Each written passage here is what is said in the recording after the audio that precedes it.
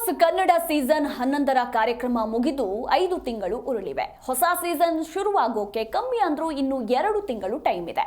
ಹಾಗಂತ big boss ತಂಡ ಸುಮ್ಮನೆ ಕೂತಿಲ್ಲ. ಬಿಗ್ ಬಾಸ್ ಹೊಸ ಸೀಸನ್ಗಾಗಿ ಆಫ್ ಸ್ಕ್ರೀನ್ ಕೆಲಸಗಳು ನಡೆಸ್ತಾ ಇದೆ. ಇನ್ನು ಈ ಮಧ್ಯೆ ಕಂಟೆಸ್ಟೆಂಟ್ಸ್ನ ವಿಚಾರವಾಗಿ ಸೋಷಿಯಲ್ ಮೀಡಿಯಾದಲ್ಲಿ ಚರ್ಚೆ ಕೂಡ ಶುರುವಾಗಿದೆ. ಎಲ್ಲಕ್ಕಿಂತ ಹೆಚ್ಚಾಗಿ ಈ ಬಾರಿ ಹೋಸ್ಟ್ ಆಗಿ ಕಿಚ್ಚ ಸುದೀಪ್ ಮುಂದುವರಿಯುತ್ತಾರೋ ಇಲ್ವೋ ಅನ್ನೋ ಅನುಮಾನ ಬಿಗ್ ಬಾಸ್ ಪ್ರಿಯರಿಗಿದೆ. ಆದ್ರೆ ಇದೀಗ ಕೇಳಿ ಬರ್ತಾ ಇರುವ ಅಪ್ಡೇಟ್ ಪ್ರಕಾರ ಬಿಗ್ ಬಾಸ್ ಸೀಸನ್ 12ರ ಶೋನ ಕಿಚ್ಚ ಸುದೀಪ್ ಹೋಸ್ಟ್ ಮಾಡೋದು ಆಲ್ಮೋಸ್ಟ್ ಕನ್ಫರ್ಮ್ ಅಂತೆ. ಹಾಗಂತ ಸಾಮಾಜಿಕ ಜಾಲತಾಣದಲ್ಲಿ ಗುಲ್ಲೆಬ್ಬಿದೆ.